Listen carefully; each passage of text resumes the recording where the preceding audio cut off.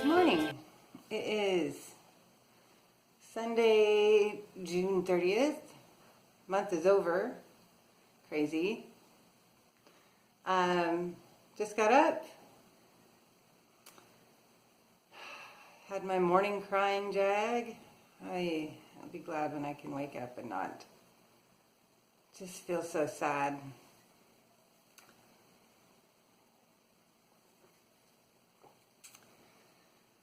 So, I really started thinking about my sister's mental state because I've been so lost on understanding.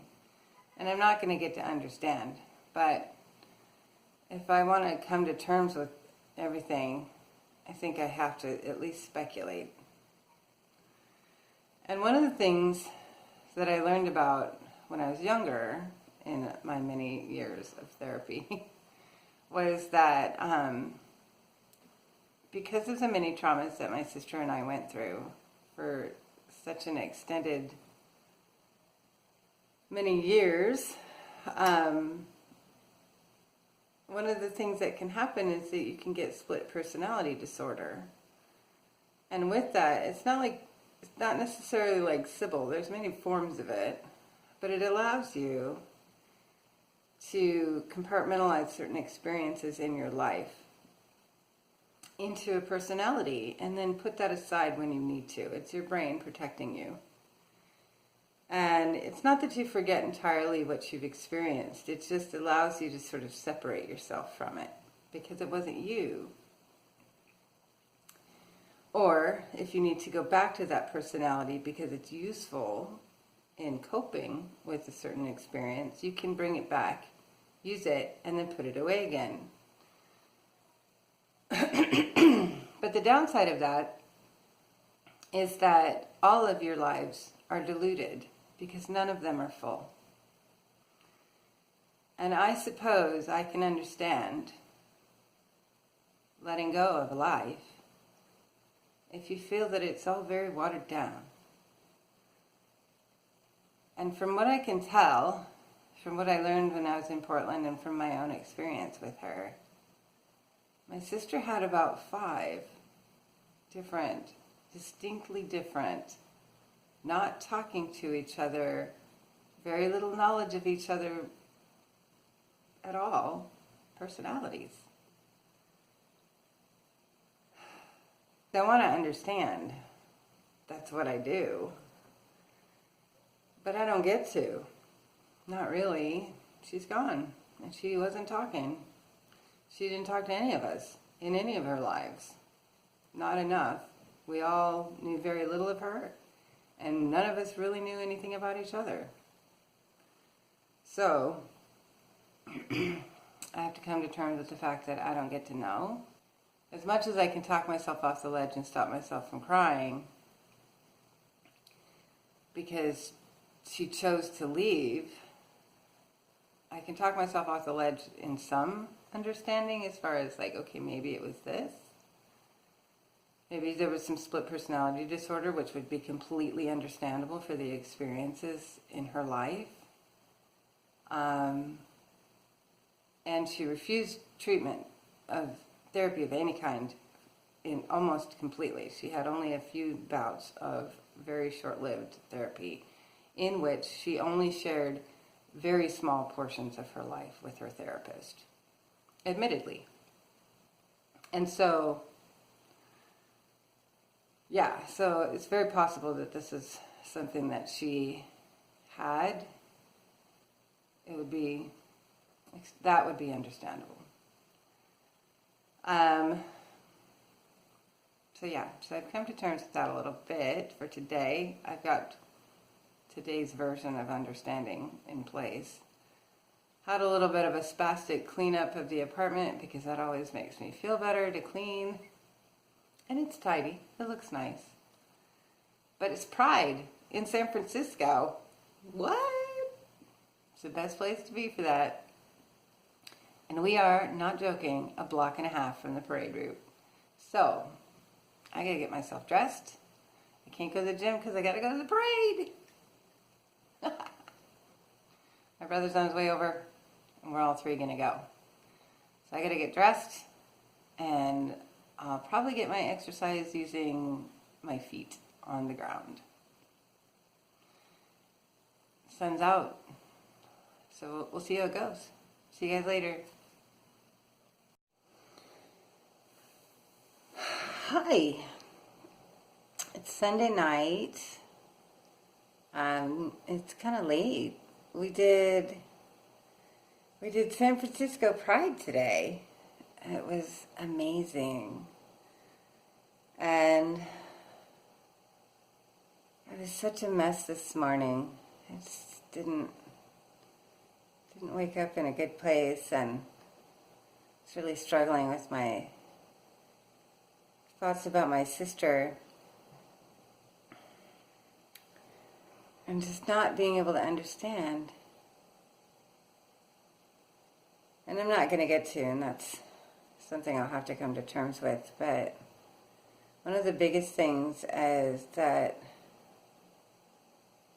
all the way home I was just so struck by so much beauty in the world around me, and so much that she's missing. She walked away from it. I don't get it. And it's really hard for me. Like, you're missing it. I just keep thinking that you're missing it. How could you want to miss it? And I sucked it up and I went to the parade because I didn't want to miss that. And I mean, I'm new to San Francisco, and it's San Francisco Pride. I mean, come on. And we are a block and a half from the parade. The parade actually splits off. Like, the pedestrians go to the festival at Civic Center in front of City Hall with the stage, and then the vehicles and floats turn left, and they come apart and disband within view from our apartment windows. We could watch that, and we're right here. And it would have been a shame to not go and participate in Pride in what feels like the epicenter. And so I'm glad that I went. And it started out kind of rocky. So we went, and they started with the Dykes on bikes, and that was such a spectacle. And it was so loud and so proud, exactly like they ought to be. And I was so excited for them, and I couldn't help but cry a little behind my sunglasses, thank God. Because you're missing this.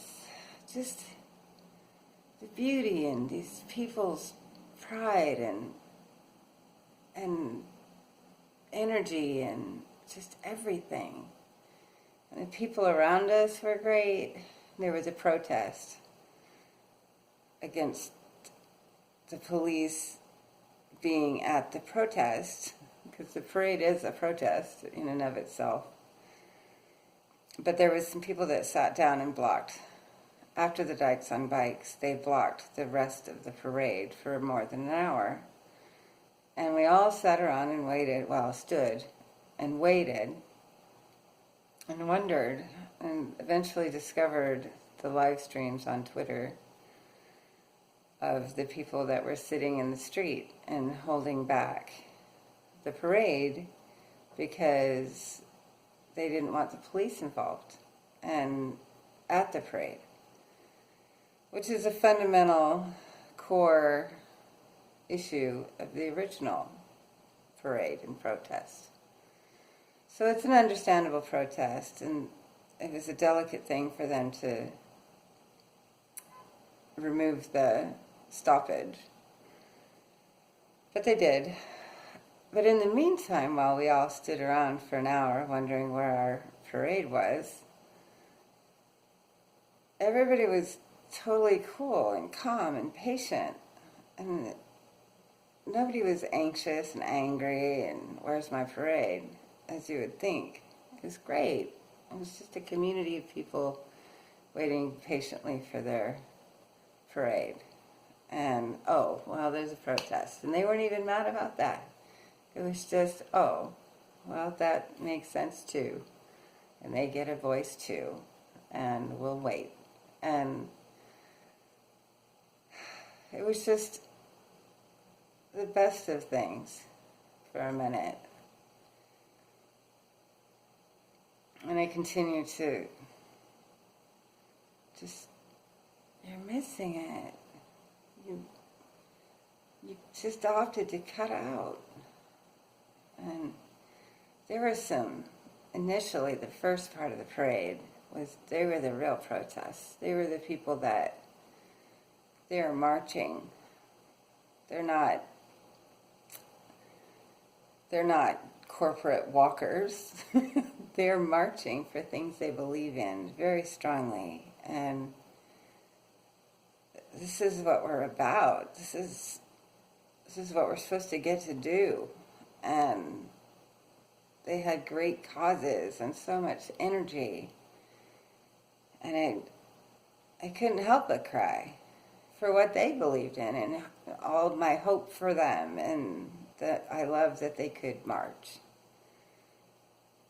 But also, still, just, you're missing it. You opted out. You're missing it.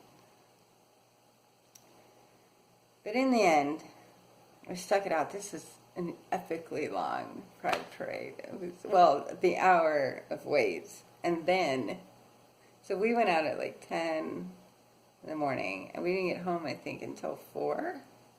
It was really long. Got some sunburn. My sunscreen didn't make it through the whole day. But in the end, I couldn't help but think that I'm so glad that I am here and that I'm choosing to participate in the beauty of it, all of this. Even if she chose to opt out. I don't get to understand, but I get to participate. I get to see the beauty of all of this, even if she couldn't see it. So I feel a little better, and I'm glad I didn't stay home, because I thought about it. But what good is it if I opt out too, right? So anyway, back to work tomorrow. I didn't do the gym today, but we did so much standing and walking and standing and walking. It was all on our feet all day long. So I think, pretty sure I'm going to have some sore calves tomorrow. I can feel it a little bit. I'm so beat. I'm like a little kid that went to the fair. Too much excitement, too much sun. But I'm glad I didn't opt out. Anyway, so tomorrow it's back to green juice small plates. But at least today I showed up.